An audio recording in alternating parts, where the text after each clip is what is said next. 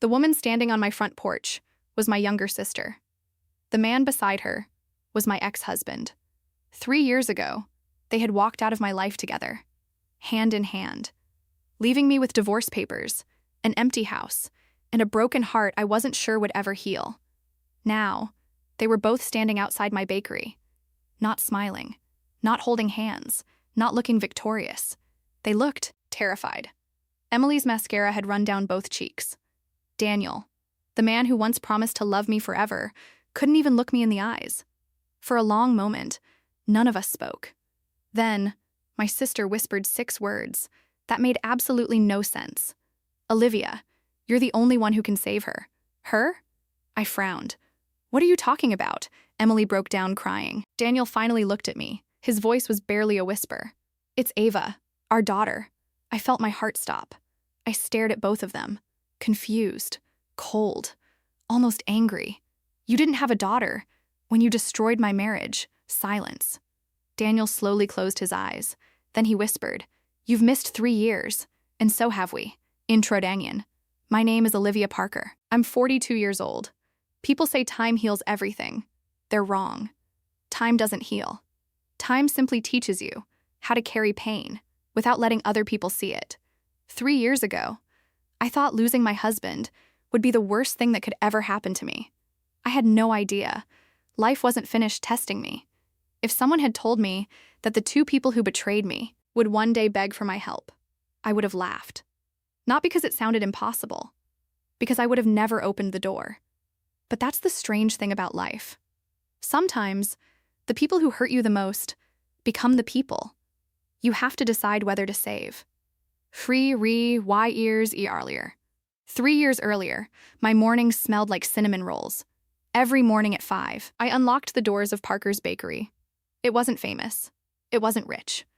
But it was mine. Well, mostly mine. Daniel had helped me open it 12 years earlier, back when we were still building dreams together, before we started building walls instead. The first customer always arrived at 6:15, Mr. Jenkins, 74 years old, black coffee, 1 blueberry muffin, every single day. Some people think routine is boring. I used to think routine meant safety. I was wrong, because the day your life falls apart always begins, like every other day. The bell above the bakery door rang. I looked up, smiled automatically. "Morning, Mr. Jenkins." But it wasn't him. It was my sister, Emily. She wasn't supposed to be there. Not at 6 in the morning. She lived almost 40 minutes away. She smiled, too brightly. "I brought coffee." I laughed. "I own a bakery." "I know, but mine's better." That was Emily. Always confident, always charming, always able to make people laugh. She was 11 years younger than me, the baby of the family, the one everyone protected, including me, especially me. When our parents died, I was only 23. Emily was 12. I wasn't just her sister anymore. I became her guardian. I skipped vacations so she could go on school trips. I worked double shifts so she could attend college. I celebrated every success she had as if it were my own. And honestly, I never regretted it. Not once. She looked around the bakery. It still smells the same. Cinnamon, vanilla, and stress. I laughed. "You forgot burnt croissants," she smiled. For a moment, everything felt normal, until she asked, "Is Daniel here?" "No, he's already at work." Oh, something about the way she said it felt strange, almost disappointed. I ignored it. Sometimes, the biggest mistakes in life aren't the things we do. They're the things we choose not to notice. Around lunchtime, Daniel stopped by the bakery, just like he always did. He kissed my forehead. "Busy? When are we not?" He smiled. Then he noticed Emily. "Oh, I didn't know you were here." Emily looked down at her coffee. "I was just leaving." For some reason, the room suddenly felt awkward. Daniel cleared his throat. Emily grabbed her purse. "I'll call you later." She hugged me tightly, longer than usual, then left. I watched her climb into her car. Daniel watched too, only for a second. Maybe less. If I hadn't looked up at exactly that moment, I would have never noticed. But I did. And for the briefest moment, their eyes met. Not romantically, Not obviously. Just long enough to plant a tiny seed of doubt, one that I immediately buried, because I trusted them both. Completely. That night, Daniel asked a strange question, out of nowhere, while we were eating dinner. If you could start your life over, would you change anything? I smiled. I'd probably buy a bigger oven. He didn't laugh. I'm serious. I looked at him. No, I'd marry you all over again. He stared down at his plate, his food untouched, then quietly whispered, I wish life were that simple. That night, I couldn't stop thinking about Daniel's question. If you could start your life over, why would he ask something like that? We weren't fighting. We weren't struggling financially. We weren't unhappy. At least, I didn't think we were. The next morning, Daniel left before sunrise. He kissed my forehead, just like he always did. I'll be home late. Big project? He nodded. Something like that. Then he smiled. I love you. I love you too. The words came naturally, because at that moment, I still believed they were true. Around noon, Emily called. Her voice sounded unusually cheerful. Want to have dinner tonight? Just us? I smiled. Of course. You sound happy. I am. There was a pause. I have something important to tell you. What is it? I'll tell you tonight. You'll love it. I laughed. Now you're making me curious. Good. Then she hung up. That evening, I waited almost 40 minutes. Emily never arrived. Instead, my phone rang. Daniel, I'm sorry. I'll be working really late. Don't wait up. Something inside me felt off. I couldn't explain why. Maybe it was instinct. Maybe it was nothing. At 9:30, Emily finally texted. I'm so sorry. Something came up. Rain check? That little red heart. Normally, I would have smiled. Instead, for reasons I couldn't explain, it bothered me. 3 days passed. Life returned to normal. Or at least, it looked normal. Daniel worked later than usual. Emily called less often. Whenever I invited her over, she suddenly had plans. I told myself, people get busy. Adults have lives. Stop overthinking. But the human heart notices changes long before the mind accepts them. Saturday morning, the bakery was packed. The line reached the front door. I barely had time to breathe. Around 11, my employee Sarah rushed into the kitchen. Olivia, you have a visitor. I wiped the flour from my hands. Who is it? She smiled. Your handsome husband. I laughed. Send him back. Daniel walked into the kitchen, holding a bouquet of white lilies. For the hardest working woman I know. I smiled. You remembered. Our anniversary dinner. He grinned. I even made reservations. I hugged him tightly. Maybe I really had been imagining things. Maybe all marriages went through strange weeks. Maybe I was worrying over nothing. That evening, I wore the blue dress Daniel had bought me years earlier. He always said it brought out my eyes. As we drove to the restaurant, he seemed unusually quiet. Nervous? I teased. He forced a smile. A little. Why? You'll see. I thought maybe he had planned a surprise. Maybe another honeymoon. Maybe he wanted to renew our vows. God, I wish that had been true. The restaurant overlooked the river. Soft piano music filled the room. Candles flickered on every table. Everything looked perfect. Until dessert arrived. The waiter placed a small black folder beside Daniel. I smiled. Don't tell me. You bought another vacation. He didn't smile back. Instead, he slowly pushed the folder across the table. My smile faded. What is this? His voice barely came out. I'm sorry. My stomach tightened. I opened the folder. The first page read, Petition for Dissolution of Marriage. For a moment, I forgot how to breathe. I looked up, waiting for him to laugh, waiting for him to say, wrong folder. He never did. Daniel, this isn't funny. I know. Then tell me this is a mistake. He lowered his eyes. It isn't. My hands began shaking. Why? Silence. Tell me why. He swallowed. I don't love you anymore. 14 years together. Reduced to 5 words. The restaurant disappeared around me. People kept eating. Waiters kept smiling. Somewhere, someone laughed. How could the world continue when mine had just stopped? I whispered. Is there someone else? Daniel didn't answer. He didn't have to. Sometimes, silence tells the truth, better than words ever can. I stood up so quickly, my chair fell backward. The entire restaurant turned to look. I didn't care. I looked at the man I'd built my entire life around. Then I asked, the question I wish I'd never asked, who is she? Daniel closed his eyes. For several seconds, he said nothing. Then, he whispered one name. The one name I would have defended with my life. Emily. Emily. I kept repeating her name inside my head, over and over again. Maybe if I said it enough times, it would stop sounding real. My little sister. The little girl whose scraped knees I had bandaged, whose homework I had stayed up all night helping with, whose college tuition I had paid by selling the only piece of jewelry our mother had left me. Emily. Not a stranger. Not a coworker. Not some woman I'd never met. My sister. I don't remember leaving the restaurant. I don't remember driving home. The only thing I remember was standing in our bedroom, staring at our wedding photo. Daniel had always said, "We'll grow old together." Funny, people don't realize that promises don't usually break all at once. They crack, slowly, quietly, until one day they shatter. Around midnight, I heard the front door open. Daniel walked inside.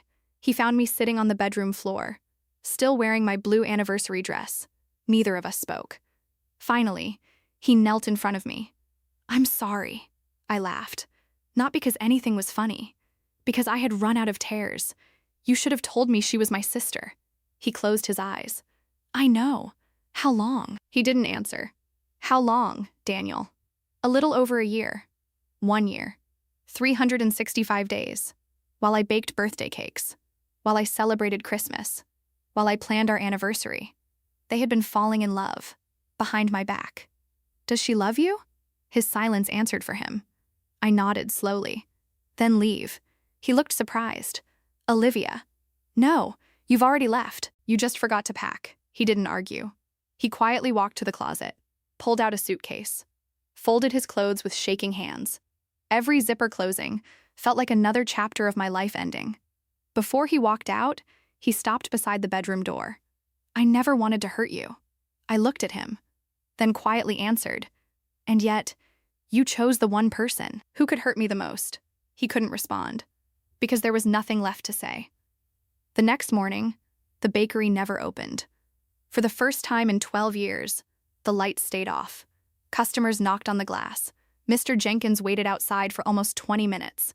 Eventually, he left, holding no coffee, no muffin, just confusion. 3 days later, Emily came to my house. I almost didn't answer. When I finally opened the door, she burst into tears. "I'm so sorry." I stared at her. She reached for my hand. I stepped back. She looked as though I'd slapped her. "Please, just let me explain." "Explain what? That you fell in love with my husband?" She cried harder. "It wasn't supposed to happen." I laughed bitterly. "Oh, so betrayal has a schedule now?" "I never planned this.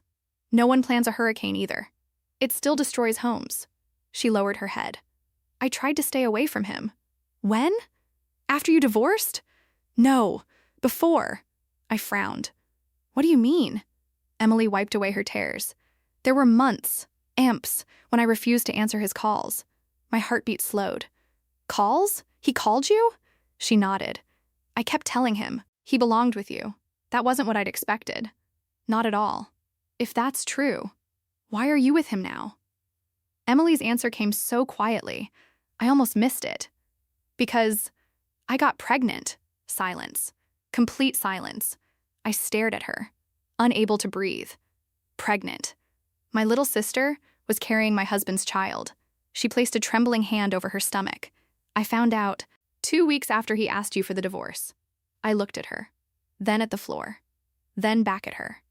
Every emotion inside me, anger, grief, betrayal, collapsed into one overwhelming realization. There was no fixing this. No apology. No explanation. No second chance. The family I had spent my entire adult life protecting was gone. I quietly walked to the front door, opened it. Emily understood. Without a word, she stepped outside. Before leaving, she turned around. "I know you'll never forgive me." I looked into her eyes, the eyes of the little girl I'd once tucked into bed every night. Then I whispered, "I already lost my husband. I don't want to lose my sister too." A single tear rolled down her cheek. "But right now, I don't know how to keep either. She nodded and walked away. That was the last time I saw either of them. For 3 years. Or so I believed. 3 years.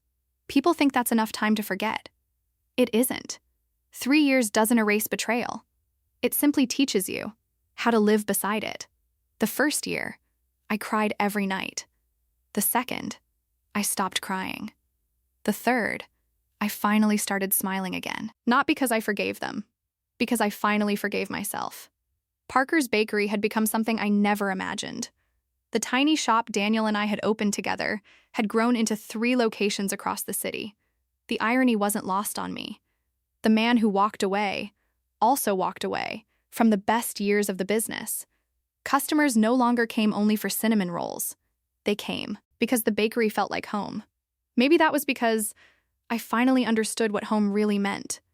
It wasn't a house. It wasn't a marriage. It was the place where your heart finally felt safe. One Saturday morning, Mr. Jenkins walked in carrying flowers. 40 years ago, he smiled. My wife baked me an apple pie every birthday. He looked around the bakery. Your cinnamon rolls are the closest thing I've found since she passed. I felt tears sting my eyes. Thank you, he laughed. No, thank you. Moments like that reminded me why I kept going. I hadn't spoken to Emily or Daniel in exactly 1,093 days. Not once. I blocked their numbers, changed my email, sold the house, started over. Sometimes, moving on isn't about forgetting. It's about refusing to keep reopening the same wound. It was almost closing time when the bell above the bakery door rang. I looked up automatically, then froze. Emily. She looked thinner, much thinner. Her bright blonde hair was now tied back carelessly. The confident smile she used to wear was gone. She looked exhausted, like someone who hadn't slept in weeks. Behind her stood Daniel. Older, grayer. The man who had once filled every room with confidence now looked like someone carrying the weight of the world. For several seconds, none of us moved. The entire bakery fell silent. Even the customers seemed to sense something wasn't right. Emily slowly stepped forward. Olivia, my voice remained calm. We're closed, she nodded. I know. I just need 5 minutes. You used all your minutes 3 years ago. The words came out colder than I'd expected. Emily lowered her eyes. I deserve that. Daniel finally spoke. Please, no. I picked up a tray, pretending to clean it. We have nothing to talk about. Then, I heard it, a tiny cough, soft, weak. I looked toward the front door. A little girl, maybe 2 years old, peeked out from behind Daniel's leg. Curly brown hair, big blue eyes, holding a worn-out stuffed rabbit. She looked frightened. Not of me, of everything. She clung tightly to Daniel's hand. Emily knelt beside her. It's okay, sweetheart. The little girl slowly looked up at me. She smiled, the kind of innocent smile only children can give. My chest tightened. This had to be Ava. Emily stood again. Her hands trembled. Olivia, Ava is very sick. I stayed silent. She has been in and out of children's hospitals for almost 8 months. The bakery suddenly felt smaller, quieter. What does that have to do with me? Daniel answered. Everything. I laughed once. Without humor. That's a strange thing to say to the woman whose life you destroyed. I know. And I'm sorry. No. I shook my head. You're sorry because you need something. His silence was answer enough. Emily reached into her bag. She pulled out a small medical folder, laid it gently on the counter. I don't expect forgiveness. I don't even expect kindness. But please, just read this. I didn't touch it. I have no interest in your life. Emily's voice cracked. It isn't about our life anymore. It's about hers. She looked at Ava. The little girl was quietly coloring on the back of a bakery menu, completely unaware that her parents were begging the woman they'd betrayed. I finally picked up the folder, opened it. Hospital reports, blood tests, doctor's notes. Then, one sentence caught my eye. Urgent donor search continues, I frowned. Donor? Bone marrow? A kidney? A liver? I looked back at Daniel. What exactly are you asking me for? Daniel's lips trembled. Before he could answer, Ava looked up from her coloring page, smiled at me, and innocently said, "My mommy says, you're my hero." The colored pencil slipped from my fingers. Hero? She didn't know who I was. She couldn't. So why had Emily been telling her about me? I looked at the little girl. She couldn't have been older than 3. She sat quietly at the corner table, drawing a crooked little house with 3 smiling stick figures.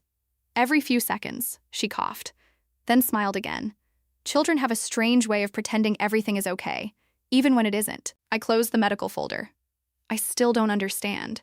Daniel took a slow breath. Ava has a rare blood disorder. The doctors say she needs a bone marrow transplant. I nodded once. So find a donor. Emily looked down. We've searched. Family, registries, national databases. Nothing. I crossed my arms. And that has what to do with me? Daniel hesitated, then quietly said, the doctors suggested that close relatives sometimes have a better chance. I frowned. I'm not related to Ava. No, Emily whispered, but I am. For a second, I didn't understand. Then it hit me. Emily was my sister, which meant Ava carried part of my family's DNA. I slowly looked toward the little girl again. She smiled when our eyes met. She had no idea. Her future depended on a woman she'd never met. I hated that. Children should never carry the consequences of adults' mistakes. So, I said quietly, "You came here because I'm your last option." Emily nodded. Tears rolled silently down her face. I know I don't deserve to ask, but she does. Before I could answer, Ava stood up. She walked over to the display case, pointing at a chocolate cupcake. "Mommy, can we get that one?" Emily forced a smile. "Maybe next time, sweetheart." Ava nodded without complaining. Something about that broke me a little. Children shouldn't know what maybe next time means. Without saying a word, I opened the display case, picked up the cupcake, knelt in front of Ava. "This one's on the house." Her eyes lit up. "Really?" I smiled. "For brave girls. Always." She hugged the cupcake, like I'd handed her the greatest treasure in the world. Then she did something I wasn't prepared for. She hugged me, just for a second. Tiny arms. Warm. Trusting. Completely innocent. I froze. Emily quietly wiped away another tear. Daniel looked away, because they both knew that little hug hurt more than any apology ever could. After they left, I locked the bakery doors early. The silence inside felt heavier than usual. I sat alone, staring at the medical folder. Logic told me they didn't deserve my help. But every time I closed my eyes, I saw Ava's smile. Not Daniel's face, not Emily's betrayal. Just that little girl. That night, I couldn't sleep. At 2 in the morning, I walked downstairs, made myself tea, opened the folder again. This time, I noticed something I'd missed before. A hospital bracelet, tucked inside one of the pages. It wasn't Ava's. It was Emily's. The date caught my attention. 3 years earlier. The day Ava was born. I frowned. Why would they include Emily's hospital bracelet? I turned the page. A discharge summary. Then another. And another. One sentence made my stomach tighten. Mother experienced severe complications during childbirth. I kept reading. Massive blood loss. Emergency surgery. Patient informed that future pregnancies are medically impossible. I slowly lowered the papers. Emily had nearly died, bringing Ava into the world, and she would never be able to have another child. The next afternoon, my phone rang. The hospital. "Miss Parker? This is Dr. Rebecca Hayes. I understand you've been contacted regarding Ava." "I have. We'd like to explain the testing process." I hesitated. "I haven't agreed." "I know." She paused. "But before you decide, there's something you deserve to know." My heartbeat quickened. "What?" Dr. Hayes took a slow breath. "Miss Parker, the reason we're calling you isn't only because you're Ava's aunt." Silence. Then, she said the one sentence that changed everything. "Your tissue markers match at a level we've never seen before." I frowned. "What does that mean?" Another pause. Then the doctor quietly answered. "It means, genetically, you're closer to Ava than an aunt should be." I sat in my car, outside the hospital parking lot. The engine was off, but I couldn't bring myself to get out. I had spent 3 years convincing myself that Daniel and Emily no longer mattered. Now, I was about to walk into a hospital because of their daughter. Life has a cruel sense of humor. It always brings you back to the places you swore you'd never return. The pediatric oncology floor was quieter than I expected. No loud voices, no running children, only soft footsteps, and parents pretending to smile. A nurse led me to a consultation room. Dr. Rebecca Hayes stood as I entered. She looked to be in her early 50s. Calm, confident. The kind of doctor who had learned how to deliver bad news without letting her own heart break. Miss Parker. Thank you for coming, I nodded. I almost didn't. I know. She didn't try to convince me. She simply handed me Ava's file. I want to make one thing clear. She spoke carefully. No one can pressure you into helping. This decision is entirely yours. I appreciated that. For the first time since Daniel had walked back into my life, someone wasn't asking me for something. They were simply giving me the truth. Ava's condition is serious. But that's not why I asked to meet you. I frowned. Then why am I here? She folded her hands together. Because Daniel and Emily aren't thinking clearly anymore. I looked up. What do you mean? They're exhausted. They've been living in hospitals for months. They blame themselves. They've stopped making good decisions. She opened another folder. This isn't about finding a miracle. It's about giving Ava the best chance she has. She paused. And that includes helping her parents. I blinked. I'm not following. Dr. Hayes slid a notebook across the table. This belongs to Emily. I stared at it. A small brown journal. Its corners were worn. The cover was stained with coffee. She asked me to give this to you, only if you came. Why didn't she give it to me herself? Because she doesn't think you'll ever forgive her. I hesitated, then slowly opened the first page. The handwriting was unmistakable. Emily's. The first entry was dated 3 years ago, the night Daniel left. Dear Olivia, you'll probably never read this. And honestly, I hope you don't. Because if you're reading these pages, it means I've already failed you. My chest tightened. I turned the page. You think I stole your husband. Maybe I did. Maybe history will always remember me that way. But there are things I can never explain, because the truth would only hurt you more. I stopped reading, closed the notebook, looked at Dr. Hayes. What does that mean? She shook her head. I don't know. I've never read it. It's yours. I took the notebook home. I told myself I wouldn't open it again. I lasted 23 minutes. The next entry was from 2 weeks after the divorce. Today, Olivia blocked my number. She should have. If I were her, I'd hate me too. Daniel keeps saying we should explain everything. But explain what? That love doesn't ask permission? That guilt follows us everywhere? There isn't a sentence in the English language that can make this okay. I kept reading, page after page. There were no excuses, no blaming me, no pretending they were innocent, only guilt, regret, and a woman who hated herself more than I ever could. Then, halfway through the journal, I found a page that wasn't written by Emily. The handwriting was different, messier, larger. Daniel's. It was only one sentence written across an otherwise blank page. If Olivia ever needs me, I'll come back, even if she never forgives me. I read it again, then again. Why would he write that? He was the one who left. Why was he talking, as if he still had a responsibility toward me? The next morning, my phone rang. It was Mr. Jenkins. His voice sounded weak. Olivia, I'm sorry to bother you. I had a little fall this morning. I was wondering if you could bring me one of your cinnamon rolls. I smiled. Of course. Give me 30 minutes. When I arrived, his front door was already open. Mr. Jenkins? No answer. I stepped inside. The house was silent. Then I heard voices. One of them belonged to Daniel. I froze. Why was my ex-husband in Mr. Jenkins' house? And why had neither of them ever told me? They knew each other? I slowly pushed the front door open. Mr. Jenkins? The living room was empty. Then I heard laughter coming from the kitchen. Laughter. I hadn't heard that old man laugh in months. I walked toward the sound and froze. Daniel was standing at the stove, wearing one of Mr. Jenkins' old aprons. He was trying, and failing, to flip a pancake. Mr. Jenkins burst into laughter. I told you, you still can't cook. Daniel laughed too. I own a toolbox, not a frying pan. For a brief second, it looked like two old friends sharing breakfast. Then Daniel saw me. The smile disappeared from his face. Olivia, what are you doing here? I held up the paper bag. He called me. Mr. Jenkins looked between us, then quietly said, I guess this conversation couldn't wait forever. I turned toward the old man. You know him? He smiled sadly. I've known Daniel for almost 15 years. 15 years? That meant before we even bought the bakery. I looked at Daniel. You never told me. He lowered his eyes. No, I didn't. Mr. Jenkins slowly sat down. His hands trembled slightly. Your husband.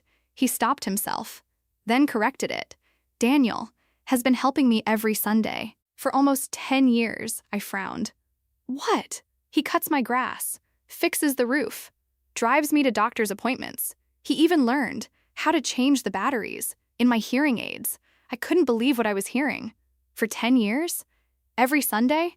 Daniel had always told me he was meeting clients. I looked directly at him. So that was a lie too? He nodded. Yes. Why? He sighed. Because every time I tried to tell you, you'd say, invite him for dinner. I frowned. So? Mr. Jenkins answered instead. I always refused. Why? He smiled. Because I didn't want pity. The room grew quiet. Then Mr. Jenkins looked at me. Olivia, do you remember your first Christmas? After opening the bakery? I smiled faintly. Of course. We almost closed. He nodded.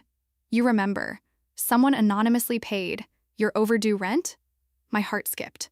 I remembered. The landlord had simply smiled and said, someone believes in your dream. No name. No explanation. Just a miracle. Mr. Jenkins looked toward Daniel. It was him. I slowly turned. Daniel shook his head. I never wanted you to know. I stared at him. No, you didn't have that kind of money. He smiled sadly. I sold my motorcycle. The motorcycle. His father's old Harley. The one he'd sworn he'd never sell. You told me it was stolen. I lied. Why? Because I knew you'd never let me sell it. My emotions twisted inside me. I didn't know what to feel. Angry, confused, heartbroken. Because every answer created two new questions. If you loved me enough to do all that, I whispered, then why leave me? Daniel closed his eyes. For several seconds, he said nothing. Finally, he answered, because I fell in love with someone else. The words hurt, just as much as they had 3 years ago. No excuses, no blaming fate, no pretending it was an accident. Just the truth. I hated myself for it. But hating myself didn't make me stop loving Emily. Silence. Painfully honest silence. No dramatic music, no shocking reveal. Just 3 people, living with the consequences of choices that could never be undone. Mr. Jenkins slowly stood.